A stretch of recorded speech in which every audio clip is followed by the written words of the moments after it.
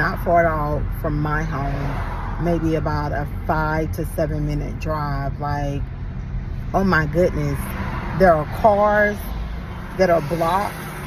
I don't know if the family was able to get out.